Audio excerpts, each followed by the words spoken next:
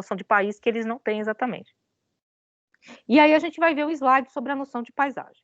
Depois a gente vai ler o texto do Costa Lima comentando o Buarque de Holanda. Depois, na aula 10, a gente vai comentar o texto do Jorge Colli, que como vocês não têm, eu vou tentar escanear, mas eu não posso cobrar, evidentemente, eu vou fazer um slide desse texto, com um pedaço do texto.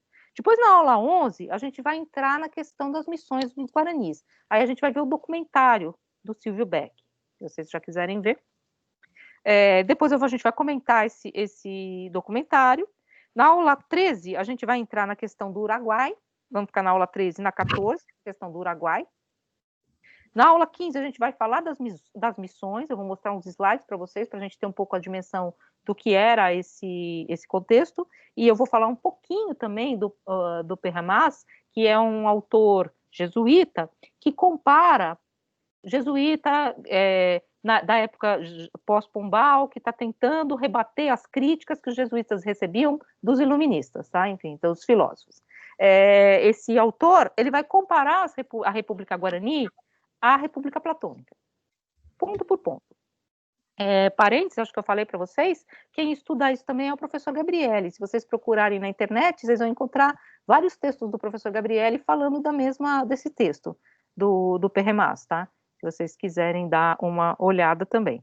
Eu citei mais uma historiadora, porque foi como eu comecei a pesquisa. Mas essa questão, então, das missões. E aí eu vou comentar esses slides. Depois, na aula 17, a gente vai entrar com a questão, então, de quem são essas figuras que formam aquilo que é o povo da terra, vamos dizer assim, que é um pouco a ideia de mestiçagem, né? Enfim, um pouco essa ideia de como se forma o americano. Quem é o americano? A gente tem a ideia dos mamelucos, né? Os mamelucos, que é o nome que se dava na época para os bandeirantes. A gente também vai ver um pouquinho quem eram os mamelucos e o porquê também, não querendo salvar a pátria dos bandeirantes, mas fazendo um pouco um discurso histórico, há todo um preconceito contra a figura dos mamelucos porque eles são mestiços, eles não são brancos. Depois se criou aquele imaginário do herói paulista de bota, branco, barbudo, mas essa não é a imagem que na época se fazia deles, inclusive os paulistas ou os mamelucos. É uma imagem bastante pejorativa desses personagens que, evidentemente, vêm do lado espanhol e eles eram figuras que invadiam, não estou salvando ninguém, não. Mas aí a gente vai ver a figura do gaúcho, tá? Que não é... Gaúcho não é o cara que mora no Rio Grande do Sul, né? Vocês sabem. Gaúcho é um caboclo, enfim, é um mestiço. Para nós não, né? Para nós ele é loiro, de olho azul, né? Tão um bombacho aí, enfim. Mas não é essa figura.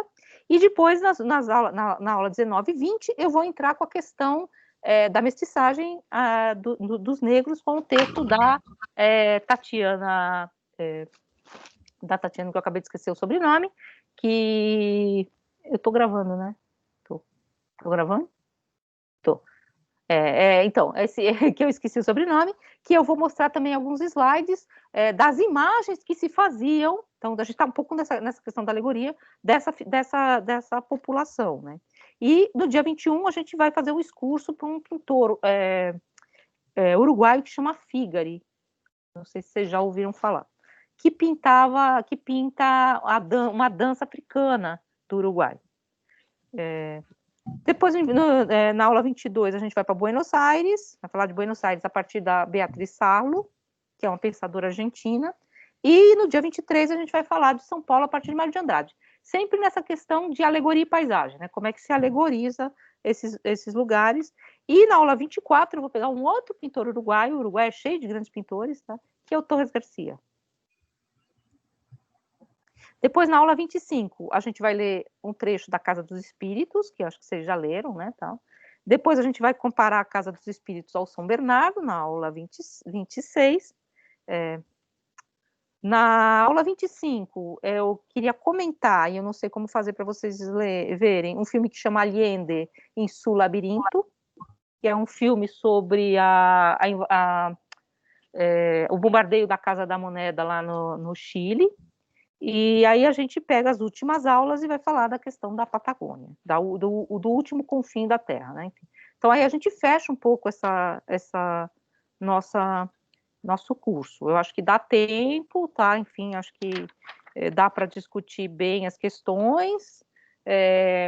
Espero que seja um curso proveitoso, porque, na verdade, é um curso um pouco experimental, e um curso experimental merecia que a gente se encontrasse, porque, na verdade, aí a gente consegue trocar o texto, as pessoas dão mais ideias, mas, enfim, acabou ficando assim. E o texto que a gente vai comentar hoje é o texto do Walter Benjamin. Eu não vou comentar nessa edição, quer dizer, eu vou tentar referir a essa edição, mas porque eu já tinha tudo anotado na edição do Rouanet, que é a edição da Brasiliense, essa daqui. Mas eu posso referir. Essa daqui é uma edição brasileira do Barrento, da tradução do Barrento, que é um tradutor português. E essa aqui é do Sérgio Rouanet, que é a tradução da Brasiliense, que é a tradução brasileira. As duas têm ganhos e perdas. Essa daqui tem o grande ganho de que ela é disponível, dá para comprar e dá para acessar pela biblioteca. Essa daqui vocês só compram em sebo, né? Não tem para comprar. E a capa é mais feia, né? E essa daqui tem uma parte no final que é bem interessante, que são as anotações do Benjamin em torno da confecção do livro. Na verdade, eu já falei que eu gostaria de fazer um curso, a gente pode fazer o semestre que vem, se vocês quiserem, no modelo grupo de estudos, de ficar lendo o Benjamin, se vocês quiserem, tá? A gente está fazendo isso no grupo de estudos, mas aqui eu vou pegar só o capítulo final, que é o capítulo drama trágico. O capítulo. Peraí. O capítulo Alegoria e Drama Trágico, ou Drama Barroco. Só voltando uma questão aqui. A tradução do português de Portugal. Origem do drama trágico alemão. A tradução para o português do Brasil. A origem do drama barroco alemão. Nem drama trágico, nem drama barroco. A palavra, que é da capa do livro... Nossa, vai cair a bolinha de novo. Bolinha. É essa aqui. Trauerspiel, né? Então, Trauerspiel é a palavra para dizer drama trágico ou drama barroco, que é uma palavra que não existe em português. Trauerspiel, é luto, trauma, de onde vem a palavra trauma, né? Trauma. E Spiel é jogo, ou representação. Então, é representação no sentido do teatro, né? Como o play do inglês, que quer dizer jogar, mas quer dizer também representar.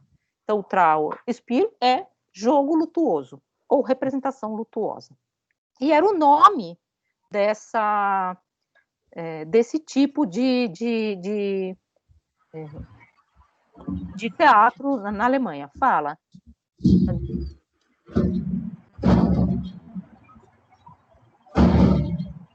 Pode falar.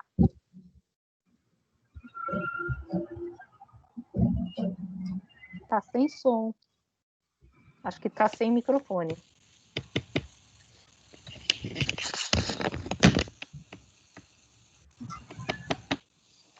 Alô?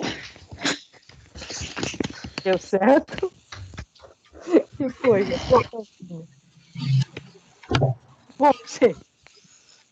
Bom, quando vocês conseguirem falar, eu estou aqui. Então, a ideia minha hoje é apresentar esse texto que vocês estão rindo. E é feio, né? Porque ninguém sabe por que o outro está rindo, né? É apresentar esse texto um pouco nas suas ideias mais centrais. Depois, a aula que vem, eu posso fazer um comentário do texto, mais pontualmente, citando trechos do texto.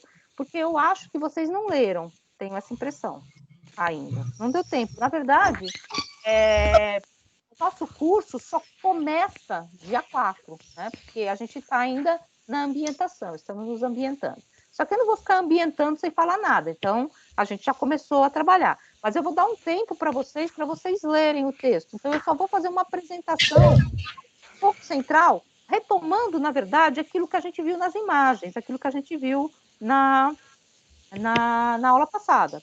E essa questão, então, desse último capítulo, né, da origem do drama barroco alemão. Deixa eu botar todo esse livro para lá, porque a gente vai cair tudo aqui, peraí. Ai, meu Deus. pesquisar lá.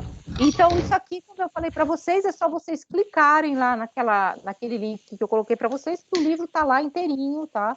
Para baixar. Para baixar não, que não dá para baixar, tem que ler no próprio sistema, tá? Mas está para ler lá. Para quem quiser o livro, eu não deixei lá, eu não deixei no Xerox, mas acho que circulou lá no grupo, né? O link, o link, o PDF do livro. E eu acho que circulou, inclusive, o PDF do livro do Rouanet, se vocês quiserem pegar as páginas, tá? Assim, por que eu vou usar o Rouanet? Porque eu tenho o curso já marcadinho, então a gente é que nem ator de teatro, é tudo marcado, né? A gente tem as marcas, tipo assim, da cena. Então, eu não queria rabiscar o livro também. Bom, mas... então eu vou falar um pouquinho desse capítulo, eu queria começar lendo Professora, com vocês. Diga. só uma coisa, eu gostaria de fazer uma apostila impressa, né? A senhora estava programando uma apostila que a gente não teve como fazer. Eu estou tentando fazer essa transição da leitura do papel para a leitura digital, mas não consegui me adaptar muito bem ainda. Comprei um leitor digital que eu quase não uso, mas a minha dificuldade hoje, a gente já tem os PDF, mas é muito provável que eu não vou ler esses livros todos. É saber quais são as partes que a senhora vai usar de cada livro, porque eu Uhum. precisaria imprimir tudo de uma vez porque imprimindo tudo de uma vez eu consigo até um valor menor nas cópias, né? Aí, se a senhora Então, eu tivesse vou, como indicar para a gente depois, sei lá, por e-mail, quais são os trechos ou os capítulos dos livros, que aí eu vou no copiador e vou tentar fazer minha apostila para me ajudar. que Eu ótimo, você tô... tá falando, porque eu também, apostilão, eu não consigo ler na internet. Mas eu vou mandar para vocês esse cronograma que eu li. E esse cronograma, ele já centraliza, vamos dizer assim, quais são os capítulos que a gente vai ler. Por exemplo, do drama barroco, a gente vai ler esse último capítulo, tá? Que é a alegoria e drama trágico e drama barroco, tá? Que é o capítulo que a gente vai ler. E aí, então, se você quiser já imprimir esse capítulo. O livro do Hansens, na verdade, ele é um livro mais para localizar. Eu não sei se você precisa imprimi-lo todinho, mas eu imprimiria o primeiro capítulo do livro, que é fininho, tá, enfim, e o Alegoria dos Poetas, que é o que mais vai interessar para a gente.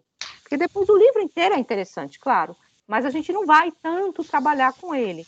É que eu acho que o livro do Hansen ajuda a localizar historicamente isso aqui, porque o Benjamin já parte do pressuposto que está todo mundo sabendo o que ele está falando e vai embora. Não é um texto tão fácil, embora seja bem mais fácil do que os outros capítulos. Esses últimos capítulos são capítulos com muitas imagens, com muitos exemplos, mas ainda assim eu acho que o Hansen dá uma baixada na bola, porque ele coloca um pouco na estrutura ali, né?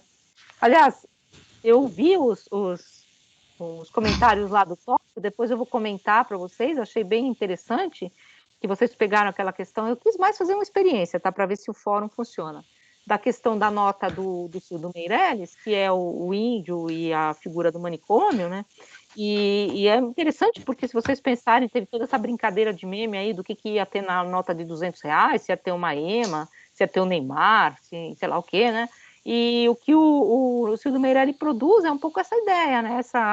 Essa comemoração daquele que nunca teve lugar, né? Assim, essa figura que nunca foi a figura da nota de dinheiro, né? Então, ele produz um pouco esse deslocamento, né, alegórico. Agora, a alegoria, como alegoria, ela não tem um significado único. Você pode falar muitas coisas daquela nota de dinheiro, né? Enfim, se a gente quiser pensar. Então, são fragmentos que você junta, e dessa junção de duas coisas diferentes, você produz uma terceira, que entra num outro circuito de significação. Queria, então, começar citando para vocês o textinho que tem aqui, que é a epígrafe do capítulo. A epígrafe do capítulo diz assim, é um poema, né, enfim. Quem quisesse essa frágil cabana em que a miséria adorna cada canto, abrilhantar com palavras razoáveis, não diria nada de excessivo, nem ultrapassaria os limites da verdade se dissesse que o mundo é uma grande loja,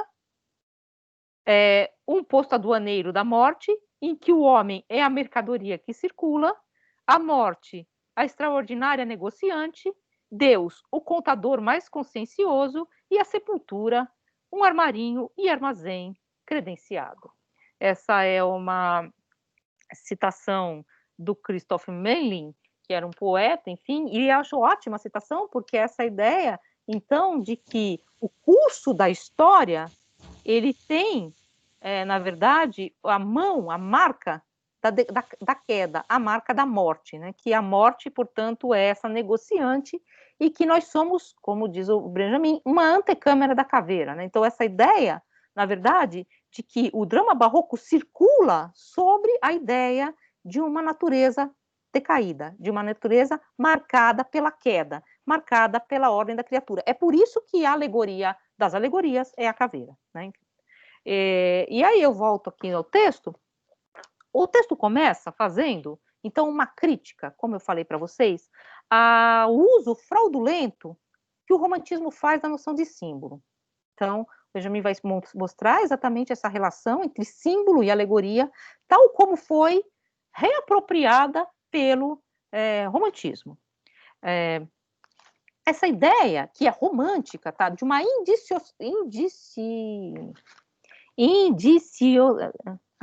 de uma coisa de indissociável, de ser indissociável, forma e conteúdo, que são formação em um, eles são um só, é uma ideia romântica. É a ideia de símbolo, é a ideia, então, de uma indissociabilidade entre forma e conteúdo. Forma e conteúdo são um. Então, eu não consigo separar a forma e o conteúdo.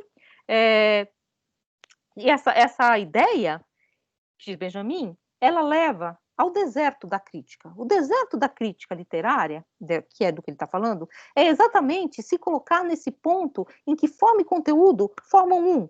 Quase como, diz Benjamin, se os românticos tivessem transformado a ideia do símbolo teológico, aquela alegoria hermética, aquela ideia de que do hieróglifo que aponta para o livro do mundo, para o livro divino, em uma ideia laica. Você tivesse laicizado, vamos dizer assim, essa ideia da teologia simbólica cristã, e ele vai dizer isso numa noção metafísica. Então você cria uma noção metafísica de símbolo, né, que é romântica, que é uma laicização nesse sentido, uma queda, mas que ainda assim tem a marca do sacrificial e a marca do divino, vamos dizer assim, metafísico, nessa noção de símbolo, que é, na verdade, o deserto da crítica. Nesse deserto se perde, diz Benjamin, esse vão, essa cisão que permite ao crítico a entrada na obra de arte e a reflexão sobre ela. Então, esse vão que permitiria que eu movesse a forma em direção ao conteúdo e o conteúdo em direção à forma.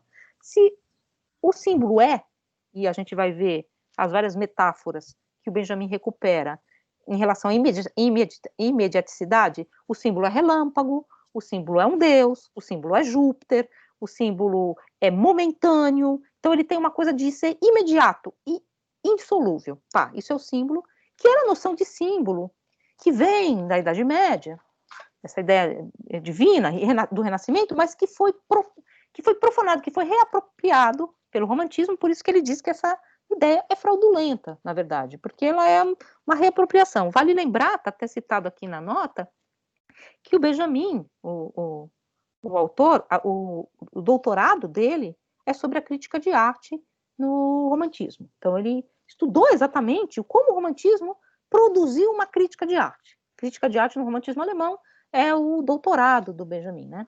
Esse aqui, o drama barroco é a habilitação, é o texto que foi recusado, né? Então, ele conhecia muito bem esses autores românticos, né, que ele vai falar. Então, sem uma espécie de virilidade moral, ele diz, sem uma espécie de potência do símbolo, que ainda existia na teologia, que ainda existia no Renascimento, ele diz que se apaga até mesmo aquele formalismo kantiano e nós caímos numa ideia de bela alma, né? Então é aquela coisa assim, é a bela alma, é aquilo intocável, que nunca é político, que eu não consigo de forma alguma acessar, perde qualquer tipo de masculinidade, como diz aqui o Rouanet, como diz o Barrento, diz virilidade, então perde qualquer tipo de potência, tá? Vamos dizer que ele é machista, mas tudo bem. Isso a gente já sabe, né? O Benjamin, ele era uma pessoa fofa, mas quando ele ia falar com a Asia Lasses, que era a menina que ele gostava, ele falava assim, eu não entendo nada que ela fala, ela é tão bonita, fico só olhando, consigo prestar atenção em nada. Mas, enfim, deixa o cara, né? Fazer o quê? Isso gravou, hein? Mas, enfim. Então, o símbolo teológico medieval foi transformado para a noção metafísica romântica, e essa completude imediata expulsa a crítica e mais expulsa qualquer tipo de historicidade para fora daquela forma perfeita. Ela não é histórica, eu não consigo colocá-la na história porque ela é fechada. E ela não possui qualquer tipo de movimento, então eu não consigo também criticá-la. Então você é colocada para fora da própria obra, o crítico, né? Enfim, então essa é uma espécie de usurpação que o romantismo produz em relação à noção de símbolo medieval. E ele vai dizer aqui, então, por exemplo, que na questão do símbolo, dessa apropriação fraudulenta do símbolo, que permite investigar em toda a sua profundidade todas as formas de arte, contribuindo desmedidamente para o confronto das investigações artísticas. O que chama atenção no uso vulgar do termo é que esse conceito, que aponta imperiosamente para a indissociabilidade de forma e conteúdo, diz Benjamin, passa a funcionar como uma legitimação filosófica da impotência crítica. Então, aquilo que era o símbolo medieval, ele decai para essa certa impotência crítica, né? Essa frase dele, que acaba precedendo o deserto da moderna crítica de arte. Enfim, então essa ideia que se perde, portanto, totalmente qualquer tipo de potência da crítica e da reflexão em relação à obra de arte, né? Enfim, então, nessa ideia. E aí ele vai dizer que, na verdade, o romantismo, o classicismo, que é anterior ao romantismo, não produziu qualquer tipo de teoria sobre alegoria. Né? Então, não existe uma teoria sobre alegoria.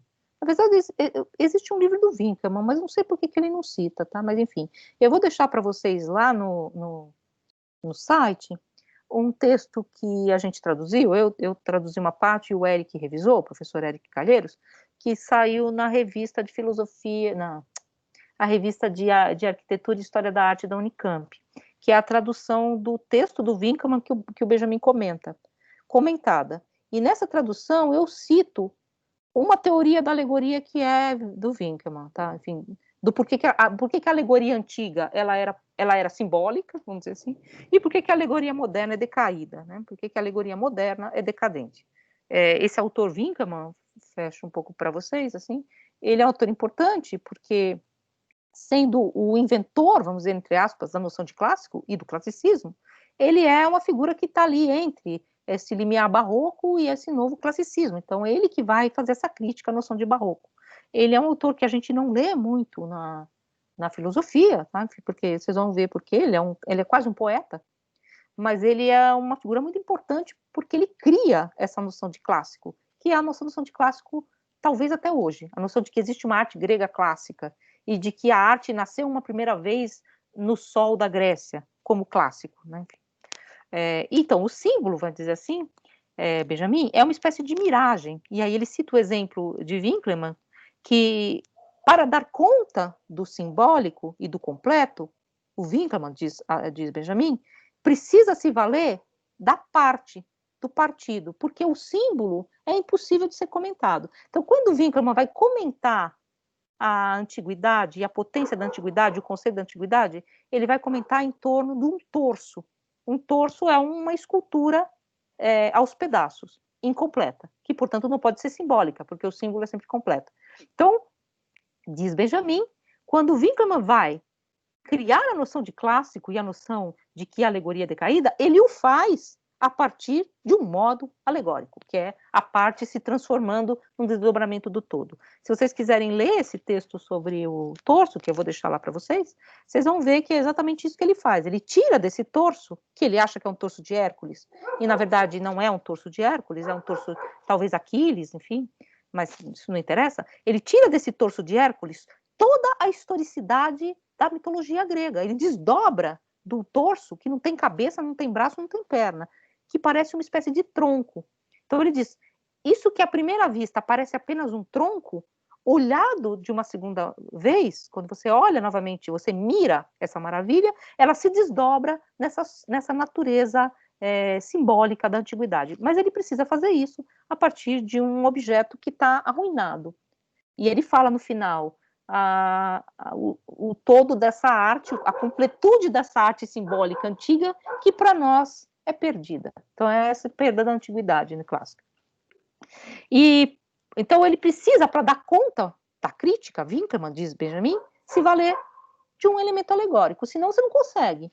E aí ele diz, ele cita o Benjamin, em contraste a esse todo simbólico, a apoteose barroca é dialética, ou seja, ela se move em direção a produzir uma outra síntese. Ela se consuma no movimento entre extremos, nas antíteses. Então, eu tenho duas partes que, nessa inter-relação que elas produzem, que é processual, que é como ele vai mostrar, que não é simbólica, que não é imediata, você produz um terceiro, que é um pouco o que a gente viu lá na questão do Cildo Meirelles e de todos aqueles exemplos. Você pega duas coisas que não necessariamente significam, você pega uma bolinha e uma caveira, põe junto a bolinha e a caveira, significa memento mori. Mas a bolinha e a caveira em si mesmo não significam nada. Você pega a nota de dinheiro e o índio. Então você produz, vamos dizer assim, uma relação entre duas coisas que geram um terceiro. E é esse o movimento processual da alegoria. É por isso, como vai dizer o Benjamin, que a alegoria ela é próxima à epopeia, né? Enfim. Assim, a completude grega buscada por Winckelmann, aquela completude do símbolo, porque os românticos vão ter muito essa leitura. A antiguidade grega, como grande modelo, ela era simbólica. Tanto que o exemplo de simbólico no Schelling, para quem já leu um pouco de Schelling e tal, ele diz que os deuses gregos não significavam, eles não eram os deuses de algo, eles eram. Então, Zeus não é o deus do trovão, esse é Thor, né? Mas assim, ele não é o deus do trovão, ele é o trovão. Ele e o trovão são um. Então não é assim, ele significa o trovão. É muito interessante isso, porque vocês vão ver esse mesmo tipo de comentário, isso é parênteses, tá? Num texto do Heidegger, quando o Heidegger vai falar que os deuses, em relação à mitologia, são uma decadência da noção da divindade, porque a mitologia, ela põe o Deus em relação àquilo que ele guarda. Por exemplo, Diana é a deusa da caça, né? A deusa do poema de Parmênides é a deusa da verdade. Ela não é a deusa da verdade, ele diz. Ela é a verdade. Ela é a epifania da verdade. Porque a deusa da verdade é um elemento mitológico, que é um elemento, portanto, do ponto de vista benjaminiano, alegórico. Você já tem um movimento discursivo. A mitologia é isso, né? Mitologia é o logos do mito, né? Explicar o mito, né? Então é um pouco esse movimento que Heidegger também vai retomar, né? Então, assim, a completude grega de Winckelmann só pode aparecer contra o fundo escuro da queda, contra o fundo escuro da alegoria, o torso de Apolo, que é a alegoria de fundo, que pode, portanto, mover a ideia de uma Grécia completa. E aqui, só citando exatamente como o Benjamin fala dessa questão, que ele fala exatamente esse termo, ele diz que o símbolo ele só aparece em contraponto, como figura e fundo, à alegoria. Eu só posso falar do símbolo como aquilo que não é alegoria. Deixa eu só achar exatamente o trecho que ele vai falar isso, que é bem preciso.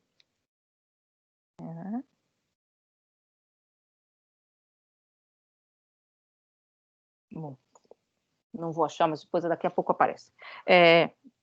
Então, vocês vão ler aí, ele vai falar assim, contra o fundo escuro da alegoria, eu destaco o símbolo.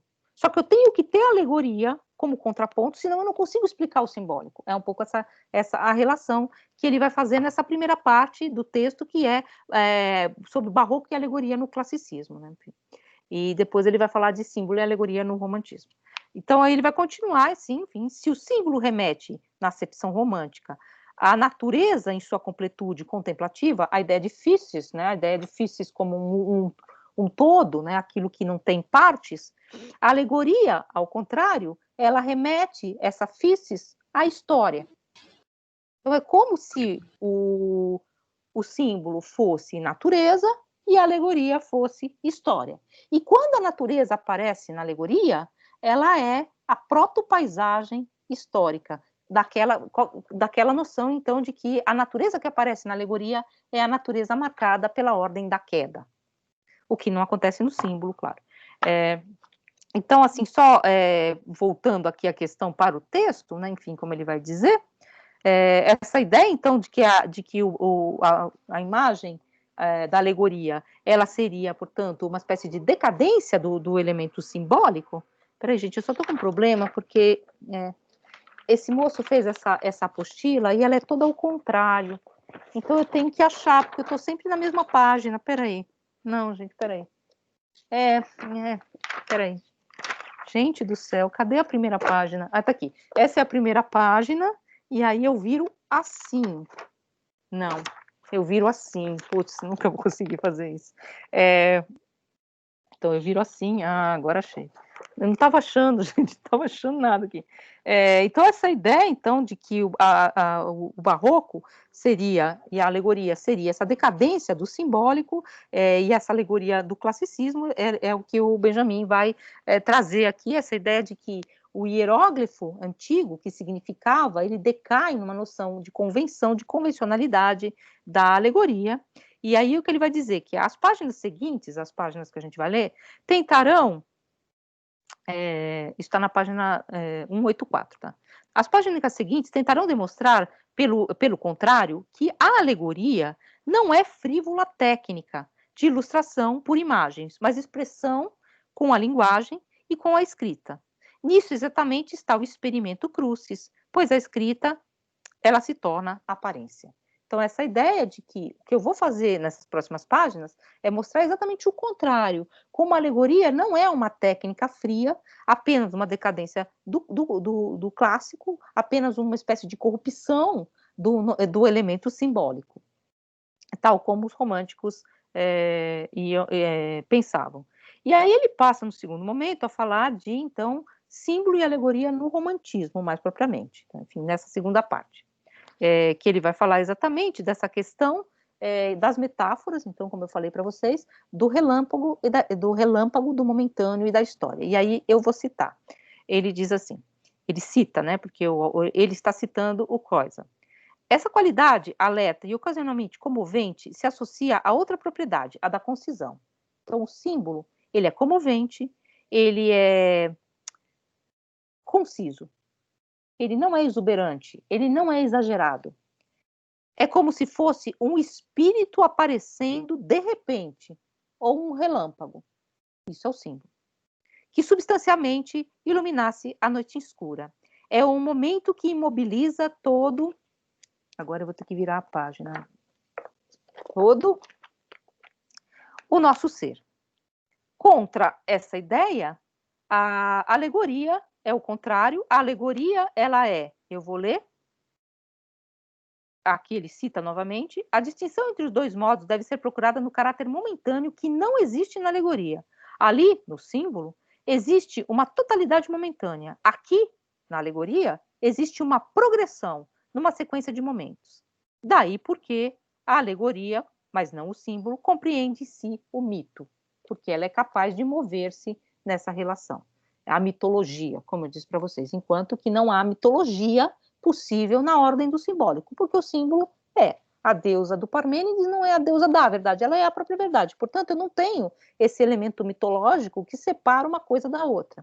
Então, é um pouco essa ideia que os românticos fizeram e trouxeram para essa questão da alegoria. E mais, a alegoria, ela passa a ser, na verdade, a cópia decaída do simbólico, ideias convencionadas, como a gente viu, né? Então o Benjamin vai mostrar que isso vem da emblemática medieval e renascentista, como a gente viu com o Alcicate, com o Ripa, que a gente viu aqueles livros de emblemas, né? E aí ele continua aqui, dizendo da questão da alegoria. Símbolo e alegoria estão entre si como o grande, forte e silencioso mundo natural das montanhas e das plantas está para a história humana, viva e em contínuo desenvolvimento. Isso ele está citando novamente esses autores românticos. Nesse sentido, o que ele está dizendo? O símbolo sempre foi visto como uma espécie de ordem natural.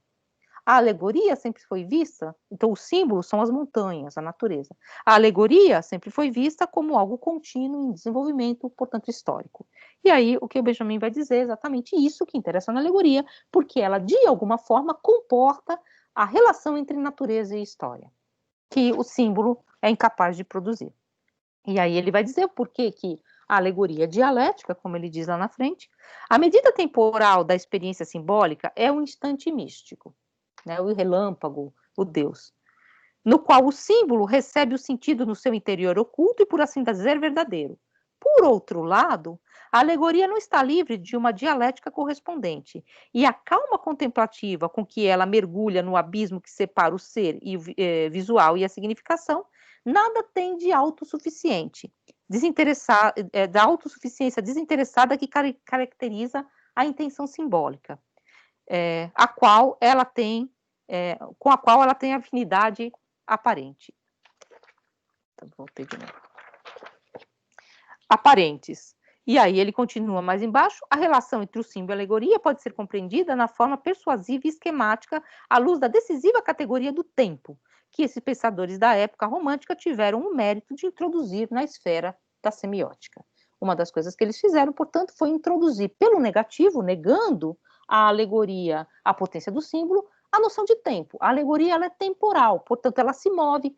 Ao ser convencional também, isso que é interessante, ela é histórica, porque a convenção ela carrega esse elemento de historicidade, enquanto o símbolo, a noção de símbolo, enfim, dos românticos, ela é o que é e é imortal, é eterno, é imediato. Então, ser imediato significa que não produz mediação, é não dialético, né, nesse sentido.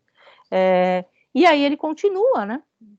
Aqui mais embaixo, nisso consiste o cerne da visão alegórica. A exposição barroca mundana da história como história mundial do sofrimento significativa apenas nos episódios de declínio. Então, essa ideia da possessão sempre de uma decadência da natureza em relação à história. E a história sempre com essa toada, e por isso que é Trauerspiel, né? Por isso que é o drama lutuoso. Essa toada que faz com que a alegoria ela seja sempre a alegoria da morte. Então, essa toada que depois, no começo do livro, ele remete essa questão à historicidade da alegoria, que tem a ver com a reforma e com a contra-reforma.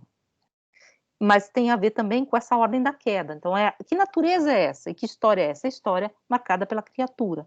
A criatura é marcada pela ordem da queda. Então, essa ideia, que não é uma ideia grega, né? Se vocês pegarem a tragédia grega não existe a ideia de culpa adamítica, né? Essa culpa que é a culpa de Adão.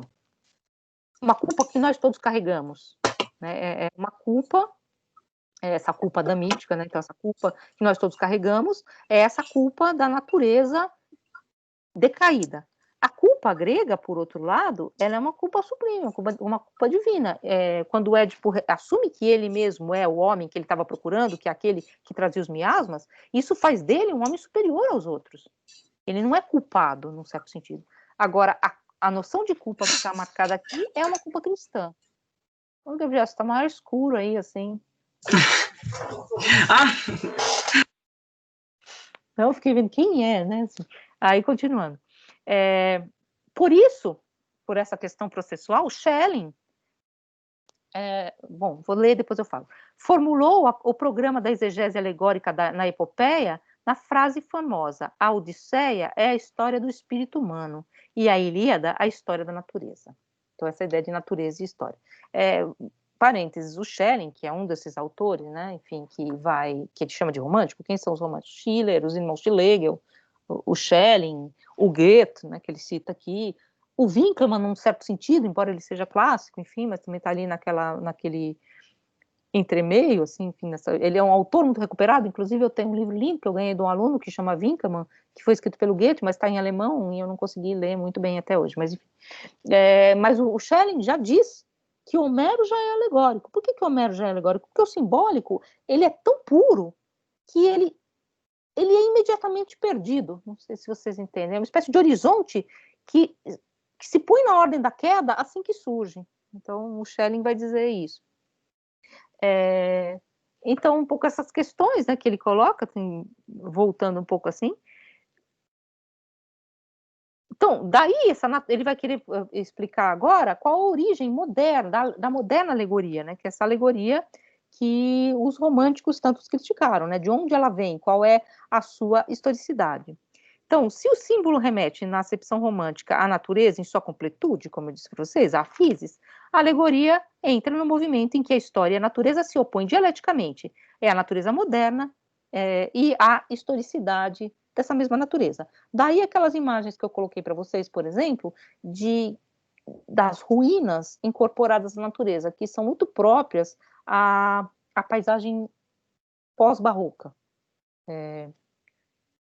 Não é que não existam figuras de ruínas ou figuração de ruínas no Renascimento, mas a ruína está ali compondo um cenário, e um cenário da grandeza da antiguidade, né?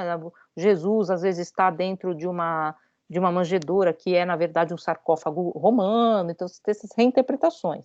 Agora, na figuração posterior, vocês vão encontrar, por exemplo, esses elementos, a coluna, por exemplo, greco-romana, toda entrelaçada com a natureza, ela já tomada pela mata, pela natureza, né, que é uma figuração bem comum, né, que a gente chama de jardim romântico, inclusive, né, que tem uma coluna caída, sabe, aquelas coisas que hoje em dia já é até meio kit, né, enfim, aquela coluna caída, meio quebrado, jarro meio quebrado de lado, assim, então essa ideia um pouco de civilização e natureza dialeticamente imbricadas, né?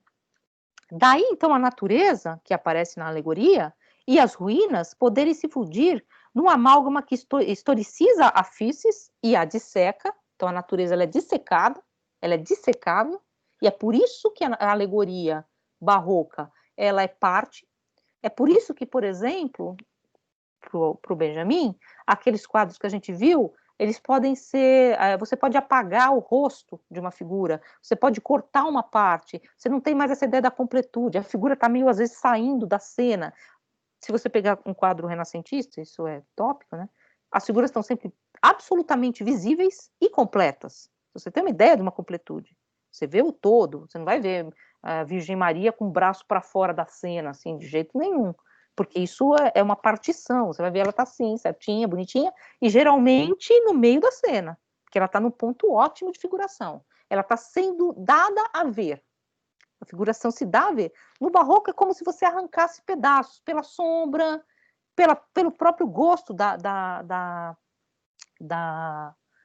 ruína, que é um gosto romântico, né? O gosto das ruínas, que é um gosto moderno. Vocês sabem que, parênteses, no Renascimento eles pegavam uma escultura grega, achavam uma cabeça, colava, né? Qualquer uma. Tá faltando o braço, eles faziam, vocês sabem disso, né? E aí ficava aquelas coisas kit, enfim, tem o famoso Apolo de Belvedere, né? O Apolo de Belvedere, o famoso Laocoonte. O Laocoonte tinha bracinho, né? Os bracinhos estão assim, dança, parece que tá tomando banho, porque é bem renascentista, parece que ele tá assim, saboando. E aí depois o Michelangelo falou, olha, o braço não estava assim, o braço estava assim, por causa da musculatura. E aí encontraram depois um pedaço do braço, tiraram. Hoje em dia, eu não sei se tá com ou sem bracinho, tá? Mas é famosa esse restauro, porque o restauro é uma forma de ver as obras de arte de época. Você acha que você está restaurando tal como foi.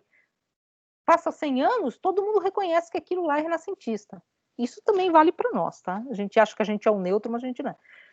Passa-se um tempo, a partir do século XIX, a partir da modernidade, de forma alguma a gente vai completar a alegoria, a figura grega. Isso já começa com o torso, que o Winckelmann comenta, que foi encontrado na época de Michelangelo. E Michelangelo, eles não completam. E Michelangelo tem toda uma série, que vocês sabem que é o final do Renascimento, de figuras incompletas, né? Figuras que parecem que estão presas no mármore e tal, que são um pouco uma citação desse torso de Hércules que foi encontrado na época, que o Winckelmann depois vai comentar. Então, mas é um pouco essa ideia de que a physis, ela pode ser dissecada. Então, eu posso arrancar bracinho, cabeça, tá? Enfim, cabelo.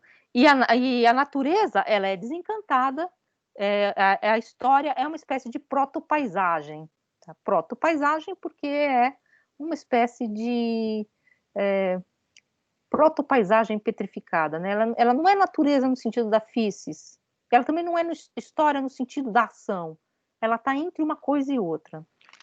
E aí eu continuo aqui citando, A medida temporal da experiência simbólica é o instante místico, isso eu já citei, e qual o símbolo recebe o sentido em seu interior oculto, e a ideia da alegoria é exatamente essa processão, ela ser processual, ela se mover em relação a uma outra coisa. Os românticos, então, diz Benjamin, ao oporem símbolo e alegoria, nessa brecha, incluem essa categoria temporal, que é o que vai interessar para ele, na semiótica estrutural da obra de arte. Então, você inclui, vamos dizer assim, esse elemento do processo, da convenção que se move em direção a uma outra coisa. Então, você inclui a temporalidade. Vocês querem falar, gente? Ou só eu falo? Bom, vou terminar e depois a gente fala, né? E é exatamente ao estudar os abismos do alegórico, ou seja, exatamente ao estudar a cisão que move a forma e o conteúdo, que se dava, então, essa visualidade por contraste da noção de simbólico. Exatamente porque, olha, aqui tem uma cisão, pensa se não tivesse. O símbolo, então, se revela à luz da salvação, a alegoria revela a face hipocrática da história. A oposição, então, que será operada pelos românticos, ela tem, na verdade, colocando um pouco o Benjamin no seu tempo histórico, está tendo toda uma revisão da noção de barroco na época do Benjamin. Na verdade, não é exatamente uma obra barroca, mas ela é proto-barroca, enfim. Se recupera, por exemplo, a figura do Grünwald, que é um pintor, não sei se é alemão, se dá para dizer que ele era alemão, que tem um Cristo na cruz, assim, depois eu mostro para vocês, é assim. E se recupera em que sentido? É horroroso, assim, cheio de ferida, caindo, parece que tem bicho, é feio mesmo. E a mão dele tá assim, ó, tecida. Então ele tá morrendo, ele tá com dor, assim, não é um Cristo bonito. Não é o Cristo do Rafael, que morria com uma paz no rosto. É um Cristo de dor, é um Cristo de corpo. E essa figura do Grünwald, ela vira modelo para os expressionistas, e o Benjamin chegou a ver e ver essa escultura. Então é um pouco interessante, é bem interessante isso, como também há uma circularidade histórica do tempo do Benjamin para ler essa alegoria barroca. Então o barroco está sendo recuperado. O Benjamin vai falar de um autor chamado Wolfling, Heinrich Wolfling, que vai opor a categoria do clássico ao do barroco. Então, é um livro famoso, Conceitos Fundamentais da História da Arte, e tem clássico e barroco também, mas Conceitos Fundamentais da História da Arte é o mais fundamental, em que o Wolff vai tentar formalmente, então sem recuperar elementos de uma história externa à forma, pensar como a forma se desenvolve. E ele vai falar, então, que a forma barroca, ela é incompleta, ela é temporal, ela é progressiva, contra uma forma clássica que é completa, é fechada, em si mesmo, é tátil, né? Enfim, então essa ideia de que a forma barroca ela é visual, portanto as figuras elas desaparecem no claro escuro, vai ser um conceito do Wolfling, de clássico e barroco, que aparece então com a oposição entre a completude da physis, a figura completa, e a incompletude histórica dialética da significação. Então é a natureza completa, physis, né? Essa ideia de uma natureza completa, e a significação. A significação é móvel, né? A significação é convencional, ela necessita do leitor. Isso também é uma coisa bem interessante da alegoria. O símbolo, ele prescinde do seu observador, porque se ele então tá, né? Se ele beleza, ele vai continuar sendo, mesmo que ninguém o interprete. Ele tá lá, vai ser sendo. A alegoria só existe em função do movimento que ela provoca no seu leitor, porque a alegoria, uma bolinha, é uma bolinha.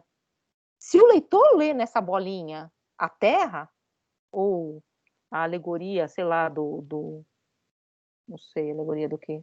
Eu sempre achei que parecia a Lua, por isso que eu comprei.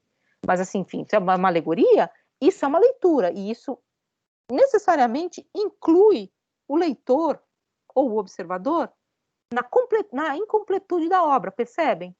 Então você precisa de um movimento reflexivo. A alegoria, assim, se eu tenho uma caveira, o que é caveira? Uma caveira, só uma caveira. Agora, se eu disser a caveira é um memento mori, eu preciso, portanto, que alguém a interprete desse modo. né? Enfim, enquanto a noção de símbolo, muito embora, claro, o que o Benjamin está dizendo é que essa ideia mística de símbolo que foi reapropriada pelo romantismo é o deserto da história da arte. Isso aí não existe. Isso que eu tô falando, isso aí é... Mas a ideia de símbolo, ela seria uma ideia de que você não precisa de experiência. Ele está lá e mesmo que ninguém o observe, ele continua sendo. O ideal clássico de Winckelmann, então, é o que essa noção de símbolo, tanto que a melhor imagem do símbolo é a dos deuses. Até em Kreuzer, o conceito baixa no mundo físico por meio da divindade. Então, a melhor ideia do símbolo é uma ideia dos deuses gregos. Tá? Enquanto a alegoria opera por substituição e excesso, por extremos. É a infinita violência que acaba com a clareza e tudo o que resta é um assombro mudo, diz Kreuzer. Enquanto o símbolo, ele é conciso, ele é simples, ele é clássico nesse sentido, a alegoria é excessiva, espalhafatosa, ela move-se em relação à significação e ela produz, vamos dizer assim, depois dessa estupefação, o fim, uma violência que arrasta a clareza do símbolo e resta muda, nesse sentido. O símbolo também, vai dizer,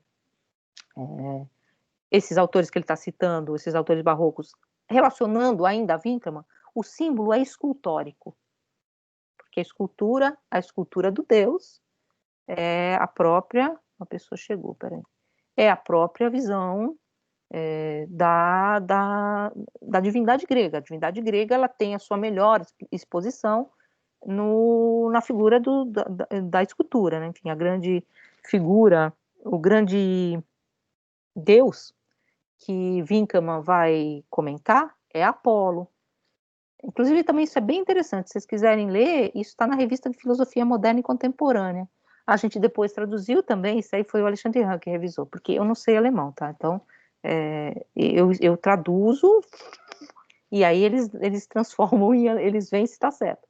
Essa daí é o Apolo, está na revista de Filosofia Moderna e Contemporânea, descrição de Apolo de Belvedere, né? Enfim, o Apolo é uma figura muito interessante, inclusive porque o Winckelmann, ele é uma figura muito curiosa. Ele tinha toda uma elaboração de uma teoria homoerótica em torno das esculturas. Isso na época dele. Né? Então, e ele não deixa, ele deixa isso muito claro, né, na forma como ele lê a figura de Apolo. Mas a figura de Apolo, ela erige a própria completude do Deus. Né? Então, essa figura do Apolo de Belvedere, que hoje em dia a gente sabe que, inclusive, nem é uma escultura grega muito chans, né? Ela é uma escultura helenística, tardia, hoje em dia ninguém nem dá muito bola para ela. Se vocês jogarem Apolo na internet para procurar esculturas, vai aparecer um monte de nave espacial, Apolo 13, Apolo 11, aquelas coisas lá. Bom, então o símbolo é escultórico, ele é filho da escultura, diz Kreuzer, enquanto que o alegórico, o domínio do alegórico é a sucessão, é a epopeia, como escreveu Schelling. Então, o escultórico é a epopeia, ela é uma narrativa, ela tem uma processão, ela é mitológica. A alegoria, então, ela é extrema, ela depende da moda, o símbolo não, e da atenção concentrada do observador, então ela inclui o observador, e ela é objeto de culto do melancólico, como eu falei para vocês. Adir, quer falar? Tem que ligar o microfone. Acho que está o microfone aqui embaixo, ó. Não, eu sei, é porque minha internet hoje está um horror. Eu tenho 2 redes de net aqui em casa, nenhuma das 2 está legal hoje. Mas eu não li o texto de Benjamin, eu praticamente li o primeiro e o segundo capítulo do texto do Hansen. Uhum. E, em cima do que estás falando, eu queria ver o que é que teria de comum, digamos assim, na alegoria barroca, em relação à alegoria clássica, a alegoria de Horácio. Partindo daquela definição bem básica, que a alegoria diz B, querendo significar A, uhum. Né? Ele fala assim, ficou muito claro para mim a questão do sentido próprio, né? que é daquela ideia simples, e do sentido figurado, que é o sentido alegórico, que parte da ideia simples, parte do sentido próprio para o sentido figurado. Uhum. Eu vou tentar sintetizar. Ele diz que a alegoria pode ser lida em 3 níveis, né? No nível do sentido literal, ou seja, eu pego o alegórico e leio o alegórico exatamente com as imagens que o alegórico me mostra. Então, eu leio o alegórico como uma bolinha, como uma caveira, como uma bolha circulando no ar. Eu tenho um nível figurado, que, na verdade, ele é fruto de uma rede de associações. Tá? Então, eu faço um bocado de associação implicando numa substituição. E eu tenho o sentido próprio, que é o sentido mais simples, que é o sentido a partir do qual eu crio a alegoria.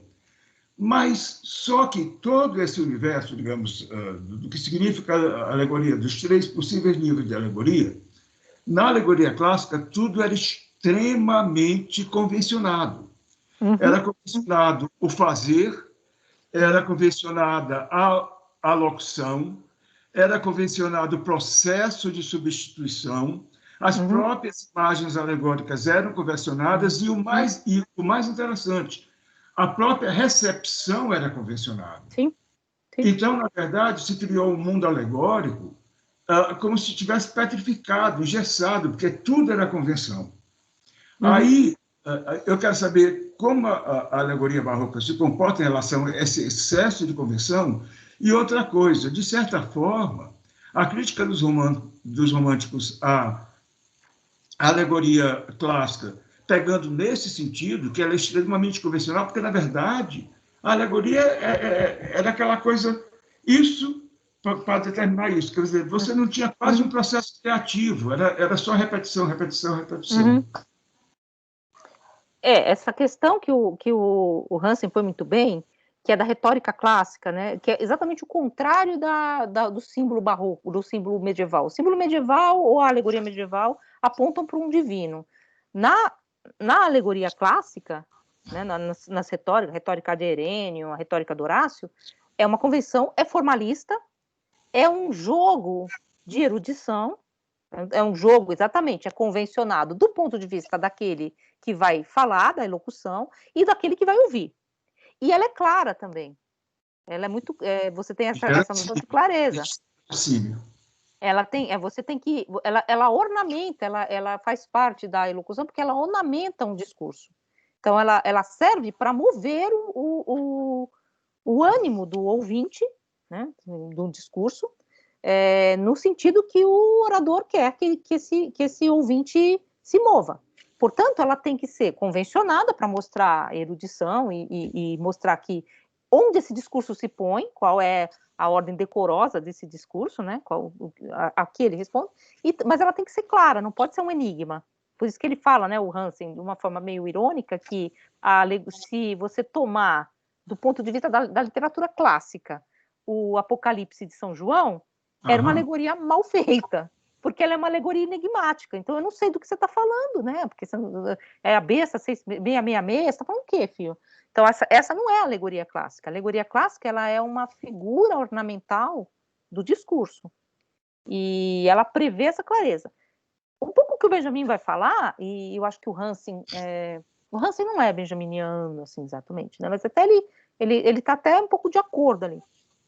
É que o drama barroco vai mostrar também, é que aqui a gente não viu, porque nessa parte não está exatamente falando disso, é que os românticos viram exatamente no barroco uma espécie de decadência dessa oratória clássica, dessa alegoria clássica. Como se a alegoria clássica, que vem de Horácio, essa alegoria clássica que era clara, tal, tivesse decaído numa linguagem convencionada e excessiva, ornamental. Eu acabei de ler um texto agora, eu estou lendo, na verdade, sobre Spinoza, que eu queria escrever um livro sobre Spinoza também.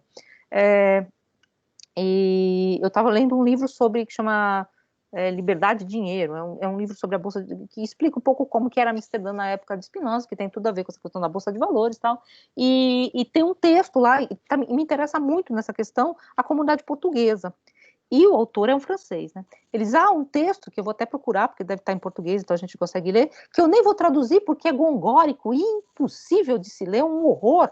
Então essa ideia de que a alegoria barroca é gongórica, é extrema, principalmente a ibérica, né? E o texto é um horror, é uma coisa que não dá para ler, que é essa ideia assim do extremamente rebuscado, né? Que é a ideia que nós temos de barroco, né? A palavra barroco, que é uma palavra portuguesa, significa bizarro, né? Pérola imperfeita, né? Na verdade, né? Barroco é uma pérola deformada, ou bizarro, né? Enfim, bizarro. Inclusive, isso é um dado interessante. O Adorno vai ler esse livro aqui do Benjamin, esse é o Drama Barroco, e vai ficar impressionadíssimo. O primeiro Adorno, ele é o Adorno do Drama Barroco alemão. E aí ele vai escrever o Kierkegaard, que é um comentário que o Adorno escreve, um comentário clássico, tradicional de filosofia da obra do Kierkegaard. E em um determinado momento, ele quer ler o Kierkegaard pela lente do drama barroco.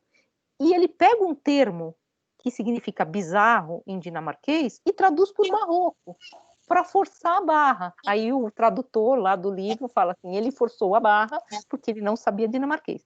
Mas por que ele força a barra? Exatamente porque ele vê, na verdade, no drama barroco e no Kierkegaard uma coisa muito próxima. Na verdade, ele vê tudo como no drama barroco, né? O Adorno do começo. Ele fica tão impressionado, o primeiro curso que ele dá na universidade é sobre o drama barroco.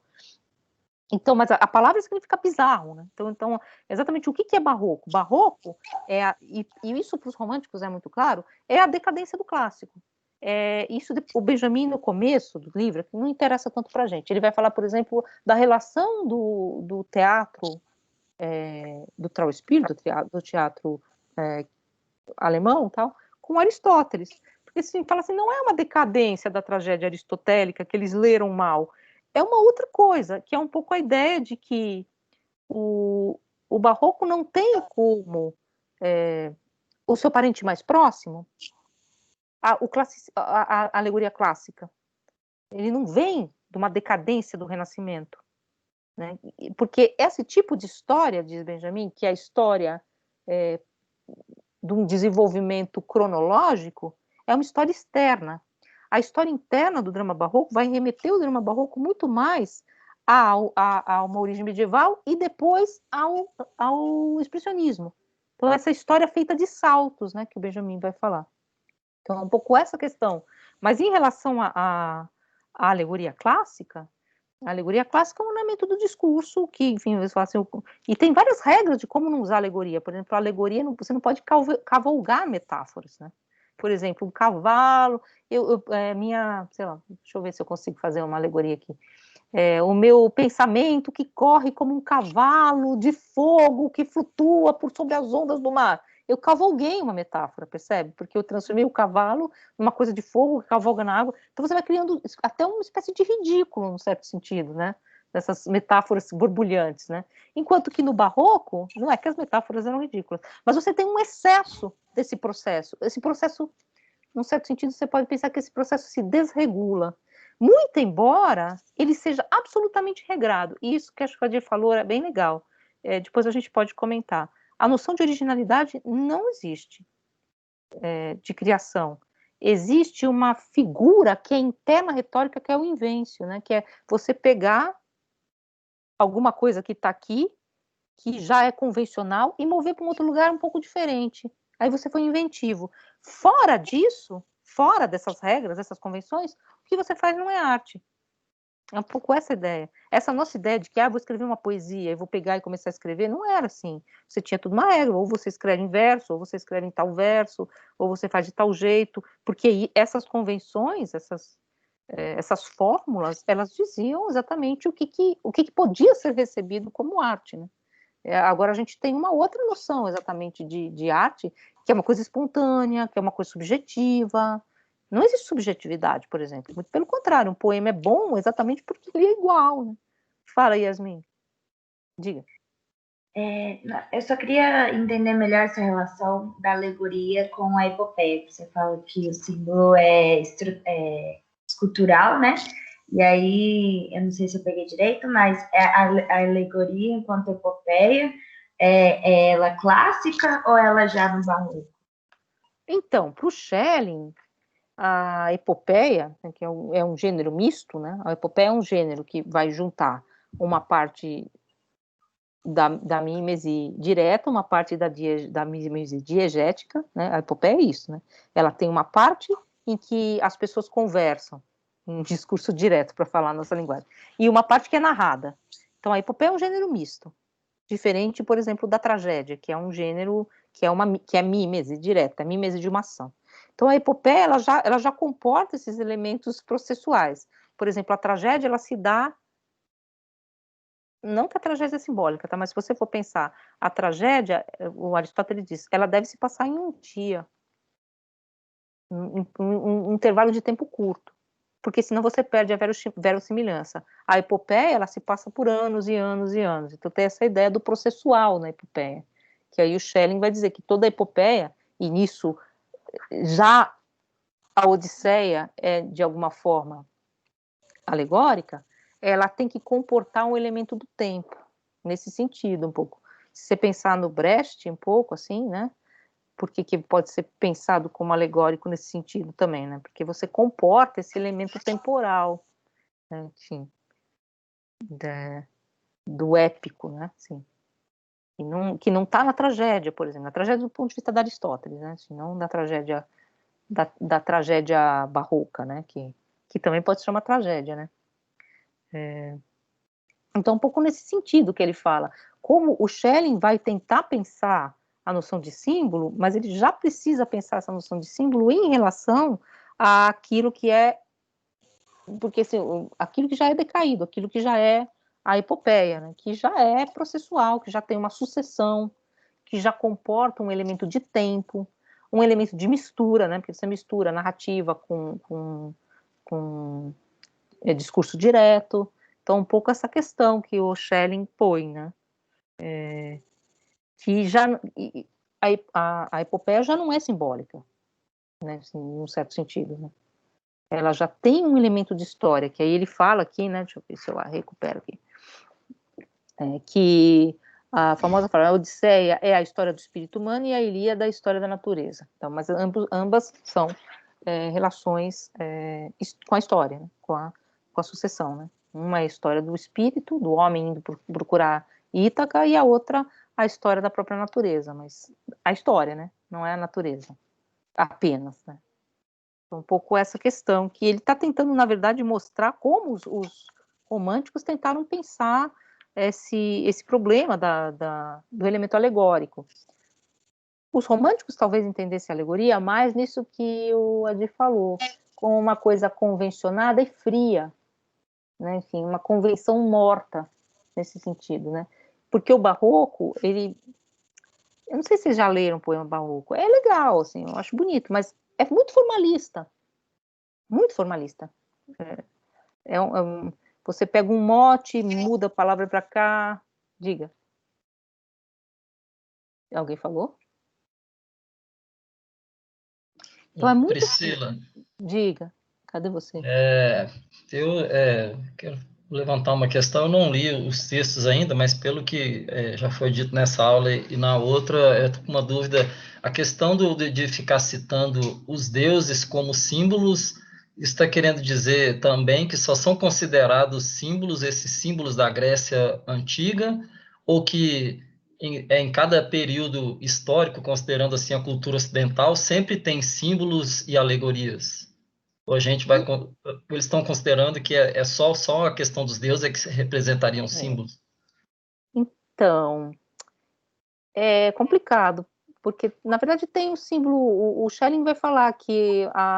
Ele fala, por exemplo, que o cristianismo, o Schelling, ele é alegórico. Inclusive porque a palavra alegoria e a palavra parábola são palavras parecidas em alemão. São palavras parentes, né? Então, parábolas de Cristo seriam alegóricas, né? Mas existe um único símbolo no cristianismo que é a Trindade. Ele vai falar isso. Num certo sentido, o cristianismo seria já sempre alegórico, né? Então, e a ideia, os românticos têm muito essa ideia de um horizonte de uma antiguidade perdida, que está lá no Winckelmann também. Então, a ideia de que a Grécia, na Grécia e nos deuses gregos, você teve o nascimento de alguma coisa, que, claro, nós hoje em dia A gente sabe que não é nada disso, mas eles têm muito essa ideia. Então, se tem algo no horizonte, que é o princípio da arte, o princípio da completude, é esse universo grego. Eles têm muito essa ideia de que existia uma completude ali entre o ético e o estético, de que era a formação em um, e eles sempre remetem essa questão à Grécia.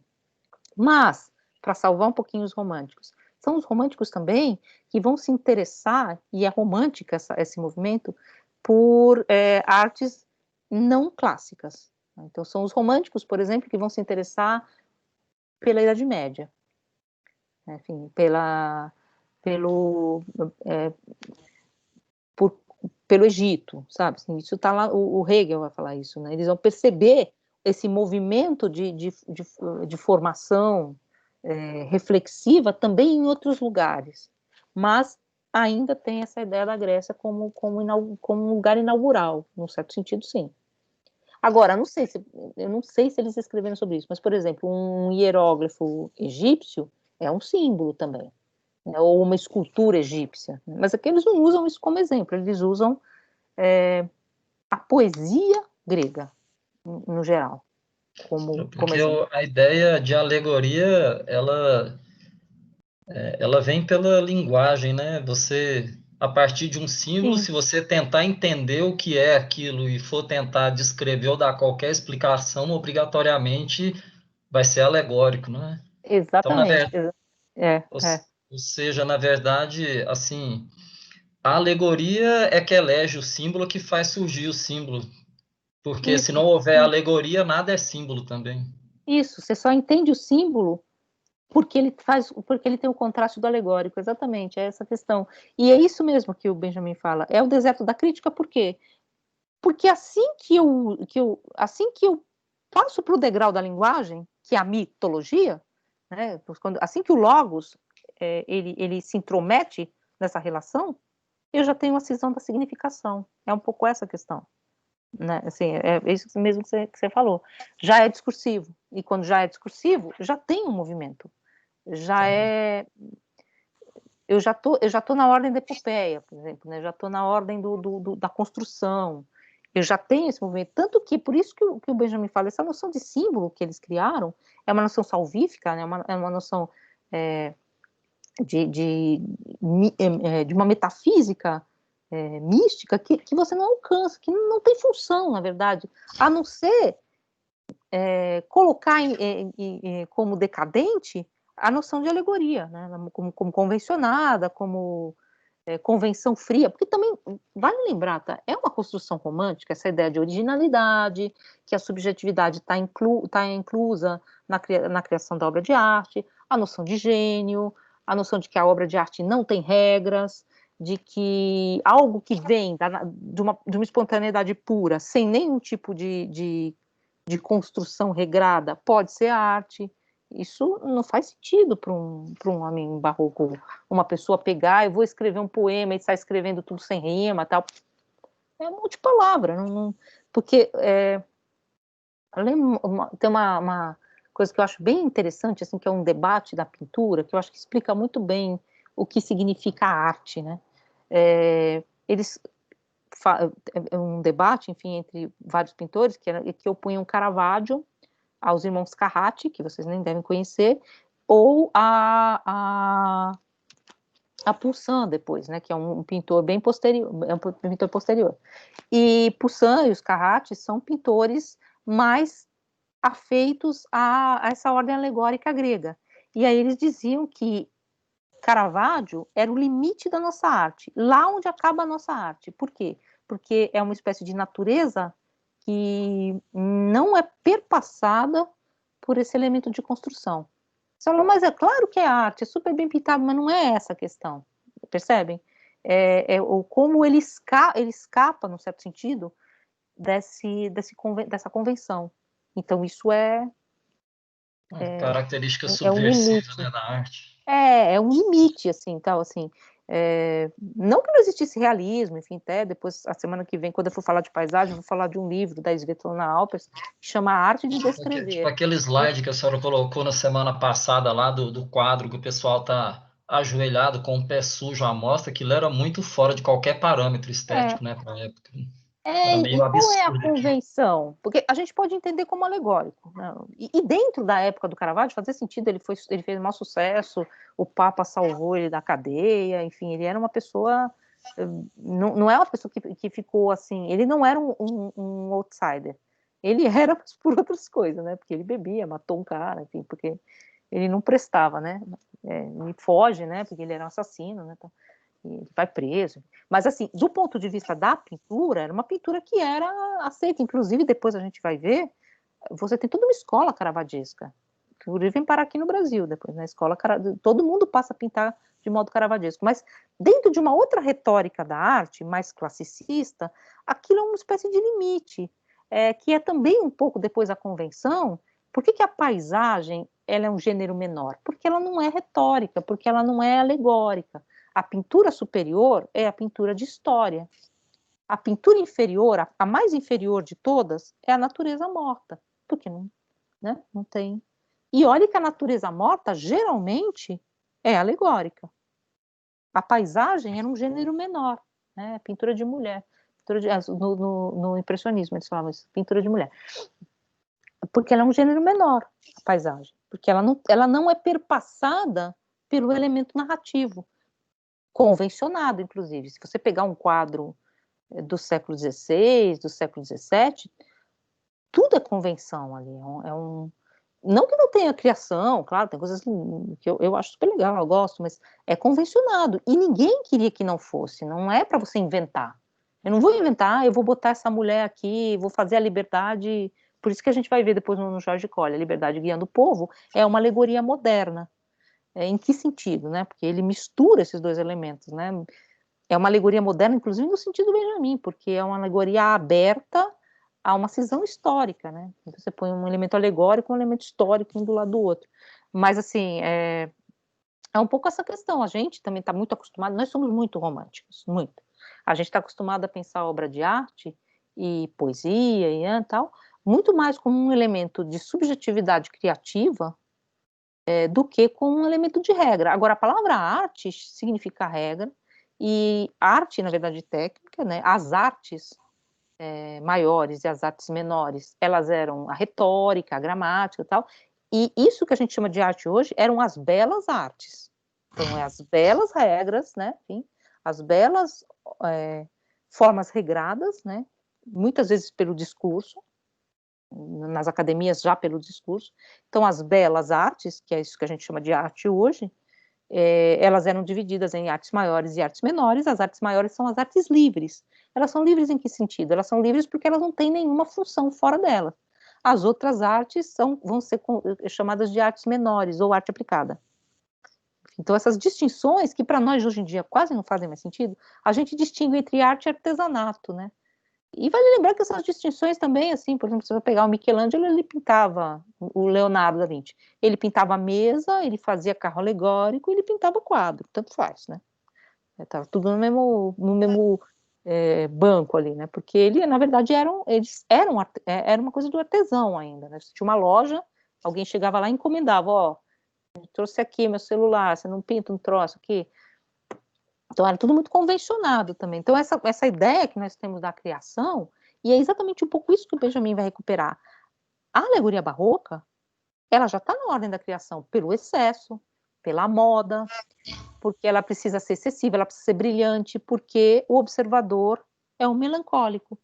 E se você deixar a alegoria ficar convencional, que nem a do Horácio, não é mais a clareza que interessa, é o contrário, às vezes muito, muito mais é o enigma. Tanto que a capa do livro do Hansen é bem legal.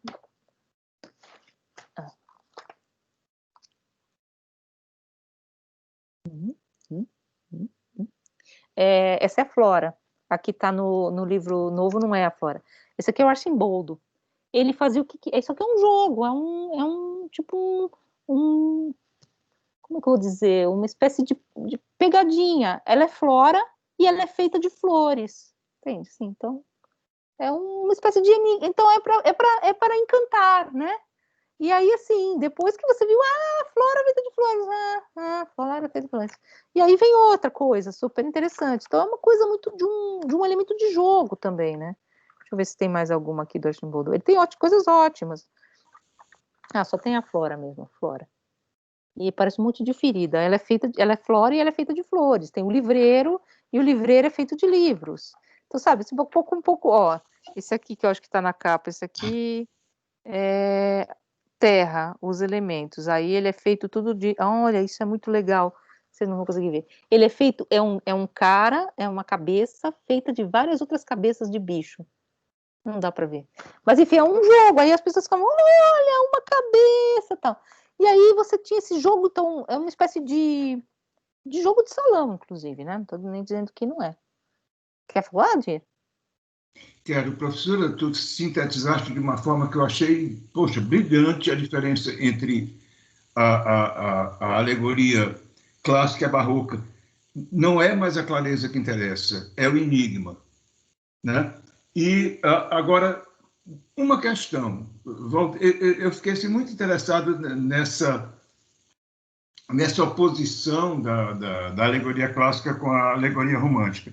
Se eu disser que os românticos eles estão em busca recuperar um passado ideal que estava, por exemplo, na Grécia, e que a partir desse passado ideal tudo começou a entrar em decadência progressivamente, até culminar na decadência, na ruína barroca. Nesse sentido, e o artista romântico é aquele gênio que busca um contato imediato com a natureza, né? Eu poderia dizer, então, que, nesse sentido, os românticos são reacionários? Olha, então, sim, não. O Winckelmann, se vocês pegarem o livro, ó, teve um cara na outra aula que descobriu que aquilo ali é o Carpo, tá? Aquele amarelinho ali, tá? É o Otto Maria Carpo, a história da literatura universal. O Carpo diz que o Winckelmann era um mestre-escola que ensinava grego para os meninos e que ele era proto-nazista. Ponto. Assim, bem isso, tá? Tudo, ele pode, né? Porque Carpo fugiu da guerra e tudo, mas enfim, então essa ideia de que o romantismo traz esses elementos reacionários no sentido do mito, da ideia da Grécia e da Alemanha como elemento, como duas figuras que se juntam, né? Essas ideias tem elementos para você pensar no romantismo como reacionário, num certo sentido, mas o romantismo também é uma coisa muito, muito ampla, né, a noção de romantismo, porque se você for pegar o Delacroix, é um pintor romântico, entre aspas, né? Então o termo é muito, muito ambíguo, né, um pouco aquilo que eu falo naquele livro lá da aula de estética, isso aqui, meu Deus, de ponta cabeça, tá lá liberado, lá, se vocês quiserem, na internet. Vou só ler rapidinho de onde vem o termo romântico, né? Qual o livro, professor? Chama Juízos Estéticos, Kant e a Arte Moderna. Aí vocês entram em livros.unb.br, é só baixar, se vocês quiserem. Mas é bobinho, tá? É bem assim para iniciantes, assim. E eu não vou achar, né? Aí, ó, a questão dos românticos, né? Enfim, então, o chamado romantismo alemão derivou em larga medida da crítica de Kant, notadamente da crítica do juízo, e um dos primeiros filósofos do romantismo, Schlegel, põe na boca de uma de suas personagens uma definição de romântico como o que nos apresenta um conteúdo sentimental em uma forma de fantasia. Mas o personagem de Schlegel adverte: não tomemos sentimental em seu sentido corriqueiro, de algo lacrimoso, mas sim no sentido filosófico e kantiano de uma fantasia ligada ao sentimento que não provém dos sentidos, mas é espiritual. Então, essa ideia de uma fantasia racional. E aí, depois, romântico, a palavra vem da palavra romance, que vai designar o que, para nós, um gênero literário, o gênero moderno por excelência, que é o romance, que se lança ao mundo histórico. O que é o romance? É um recorte do mundo comum, não é inverso, recorta um homem comum, não é um herói, Então, o romance é um pouco essa questão. Você pega um homem comum e segue um homem comum, sem se utilizar de versos ou da língua latina. Romance, em sua origem, tinha acepção corrente de língua vulgar, ou seja, a língua popular derivada do latim. Romance é o português, língua romance é o português, o italiano, o francês. Então, a ideia de romance, a ideia de romântico, tem essa ideia também de uma relação da antiguidade com esse universo das novas nações, tanto que os românticos vão se interessar muito pelas modernas epopeias, os Lusíadas, o Dante, né, o Inferno de Dante. Por quê? Porque eles são reinterpretações em língua romance, né, o Dante em toscano, o Camões em português, que eles não liam, mas tudo bem, eles acham assim super lindo, porque é uma língua super arcaica, aquela coisa assim bem rural, né? Que é essa epopeia que é perpassada por elementos populares, né? Fala, Rafael. Eu fiquei com uma dúvida com a frase do drama barroco, quando o termo faces hipocrática da história como proto-paisagem petrificada. Assim, você vê muito texto que comenta isso, mas meio que ninguém explica, né? E como a minha dúvida, mas assim, porque como você disse que a alegoria é essa progressão, essa que mostra a história, de certa forma, a passagem da história, como que ela é petrificada? Pode repetir a frase, por favor, Rafael? Eu leio. A frase inteira é: a alegoria mostra ao observador a face hipocrática da história como proto-paisagem petrificada. Deixa eu só achar aqui. Então, essa ideia, a face hipocrática é a face da caveira. Porque depois, logo em seguida dessa frase, ele vai falar que a alegoria se revela no seu elemento máximo na caveira, né? Enfim, que a caveira é já natureza e ainda humana, né? Ela é história e natureza, porque geralmente aquela caveira do barroco, ela é uma caveira que já está quase que dominada pela própria natureza. Se vocês pegarem aquela pintura que eu gosto muito, que é do Guercino, que chama Etim Arcadia Ego, que estão os dois pastores da Arcádia olhando a caveirinha, a caveira ela já está toda cheia de coisa, assim, de mato vindo, assim, né, então ela já está como proto-paisagem petrificada, ela já é como se é natureza e já não é mais, e já é essa ideia, é natureza, mas não é a natureza no sentido de physis, é essa natureza no sentido de morte. Porque a physis, a noção de natureza grega, é a noção de uma completude, né? Então não tem história porque, uau, é eterno, não morre, não fica velho. A natureza barroca, ela é proto-paisagem petrificada, a história barroca é proto-paisagem petrificada porque é essa natureza enquanto a natureza como morte. Por isso que a caveira, ela é a alegoria máxima, porque ela é aquilo que está com um pé na história, porque ela é um homem que viveu, ou uma pessoa que viveu, mas já na natureza, porque ela é uma coisa não só sem vida, mas ela é quase uma coisa pétrea, né? Assim, uma coisa.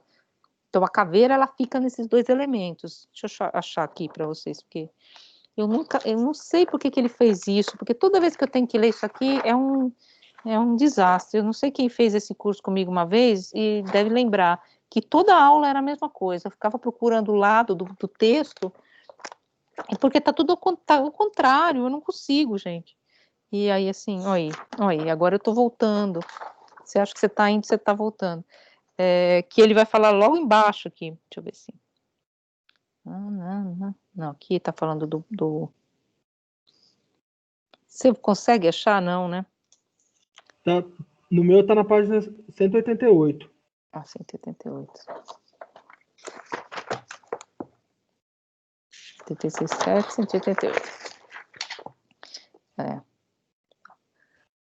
Isso. Ao passo que no símbolo, com a transfiguração do declínio, o rosto metamorfoseado da natureza se revela fugazmente à luz da salvação, né? Enfim, essa natureza da physis, A alegoria mostra ao observador a face hipocrática da história como proto-paisagem petrificada, enquanto que no símbolo que eu vejo da natureza é uma natureza da salvação, a natureza que eu vejo pela história, pela lente da história na alegoria, é a natureza decaída, é a natureza que tem a marca da morte. E aí ele continua, enfim. A história, em tudo que nela, desde o início, é prematuro, sofrido e malogrado, se exprime num rosto, não numa caveira. Então, tudo que aquilo que é... E por que essa natureza é malograda? Porque ela é a natureza marcada pela queda, é a natureza da criatura, né? Assim, essa natureza que traz a marca da queda, é uma espécie de natureza... Peraí, deixa eu botar aqui de volta, senão vai ficar uma bagunça. É essa espécie de natureza em que eu não tenho mais essa noção de salvação, ou que uma natureza, como diz o Hölderlin, da qual os deuses já se esvaíram, já foram embora, os deuses foram embora. É uma natureza sem deuses, enquanto que a natureza do símbolo, já que o símbolo tem a ver com a divindade, era essa relação, é natureza, é físis e é o próprio Deus. Tá, é uma coisa só. Tipo Deméter, ela é a grande deusa da natureza e ela é a natureza. Agora, aqui não, aqui quando você vai representar a natureza, você tem que representar a natureza, como que é representada a natureza, a passagem do tempo? Uma fruta podre, é uma representação da passagem do tempo. Vocês vão ver isso em um monte de quadro barroco, tem uma fruteira, aí tem umas frutas mó bonitas, e tem uma que tem um podre ali, fala, pô, por que pôs uma fruta podre? Aí tem os livros que vocês vão ler, o realismo. Não é realismo, gente, é um código, né? Claro, é realismo, o cara pintou a maçã podre. Mas ela tá podre por quê? Porque ela traz a marca da queda. Olha, aqui ela é uma maçã linda, mas ela já tá ali com a proto-paisagem petrificada da morte, a face hipocrática da história, já tá ali na marca. E aí vocês vão ver isso, que eu coloquei lá naquele slide, é o Caravaggio, né, que não é exatamente um barroco, tá? Mas enfim. Tem o coisa de fruta ali na frente, olha aquelas frutas. Tem uma fruta que já está com um podrinho. Então, tem esses códigos que são internos ao desenho ali. E, claro, também é porque ele pintou uma fruta podre, as duas coisas, né? Então, isso que é a questão da alegoria.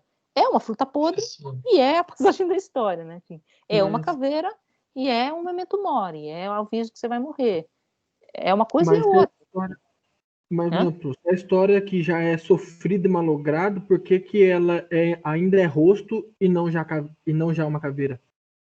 Ele fala que no rosto, aí ele parece que ele faz de propósito, que isso é um jogo retórico, não no rosto, numa caveira, como se ele desse uma ênfase, né?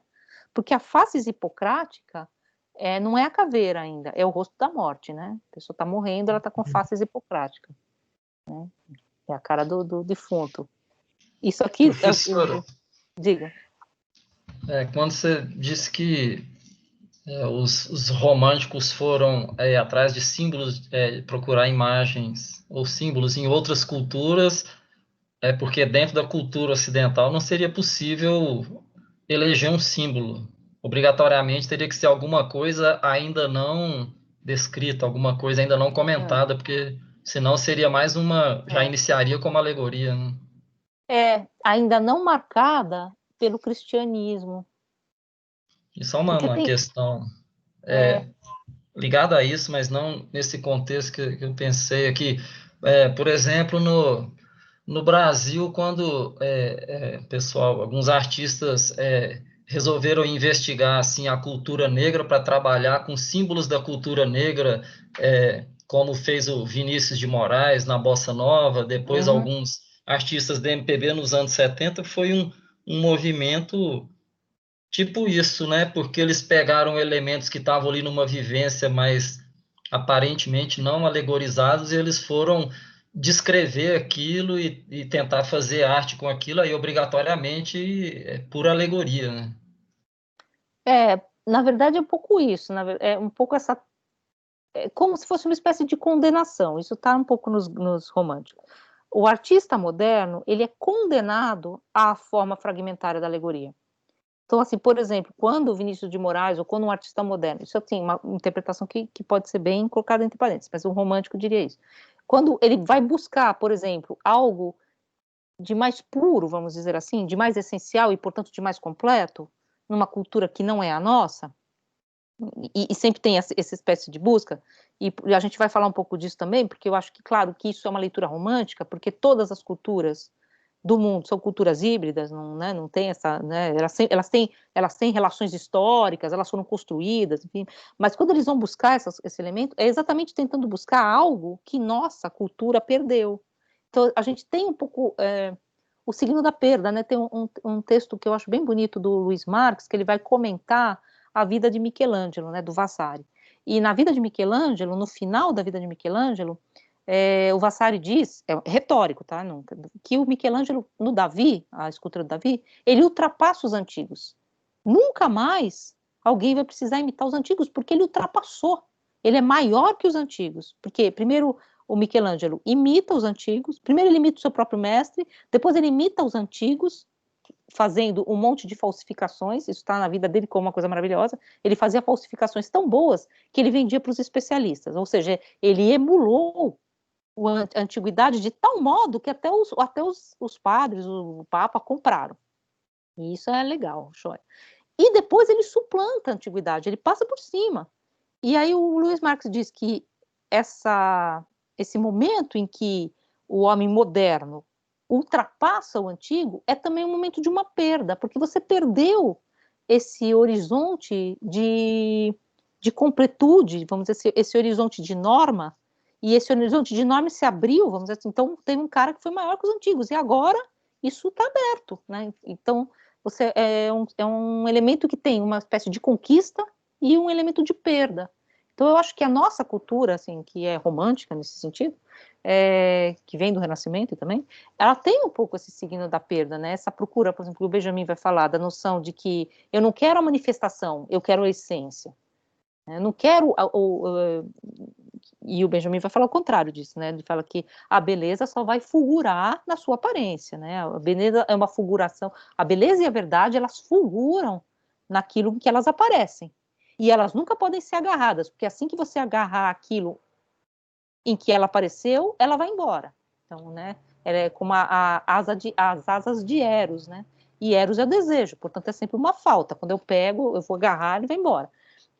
Então, essa ideia do Benjamin de que a aparência é tudo que a gente tem, não é para ele uma ideia de perda, mas é uma constante na nossa cultura, que os românticos colocam aqui, claramente, na oposição entre símbolo e alegoria. A alegoria é o que a gente tem, é fragmento, e o que a gente pode fazer é costurar uma alegoria a partir dos elementos que a gente tem hoje. Mas, gente, ó, são 10h50, vocês estão com o saco cheio já, né? Então, não vamos. Eu queria fechar aqui rapidinho. Na verdade, agora, as próximas partes do texto, vocês vão ver, que a gente comenta ainda, são as partes que falam mais propriamente daquilo que a gente viu a aula passada, que é a ideia da origem da alegoria moderna, mas é mais. Aí tem os exemplos, aí ele vai falar da ruína, da noção de ruína e da fragmentação alegórica, que são as duas estruturas da alegoria barroca. É a fragmentação, então a mãozinha, a cabeça, e você vai reconfigurando, e a ruína, né, o arruinado. Então ele vai falar dessas duas questões que a gente volta a falar ou na quinta, tá? Que eu vou colocar para vocês, ou na terça-feira, agora. E eu vou deixar lá para vocês, então, deixo amanhã, provavelmente, já o cronograma das aulas e dos textos que a gente vai ler nessas aulas, tá? Que alguns textos a gente ainda tem que procurar. Rapidinho, mas fiquei com uma dúvida. Diga. Quando você fez o cronograma das aulas, esse tanto de aulas, você vai postar aulas na quinta também?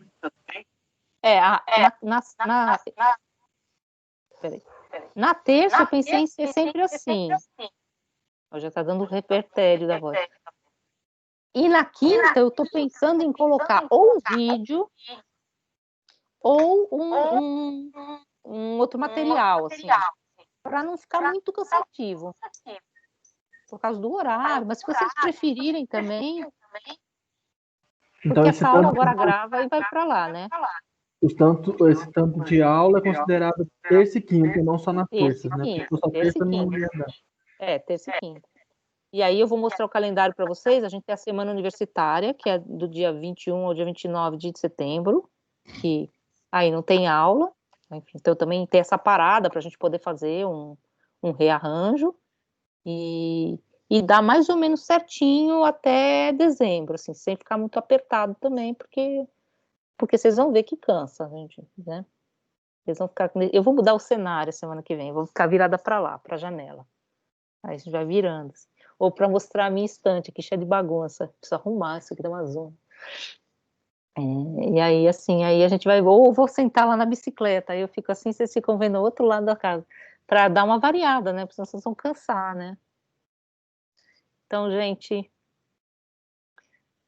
tchau, obrigado por terem aguentado tudo isso. Ó, é quase 11 horas já, hein? Obrigado, professor. Boa noite.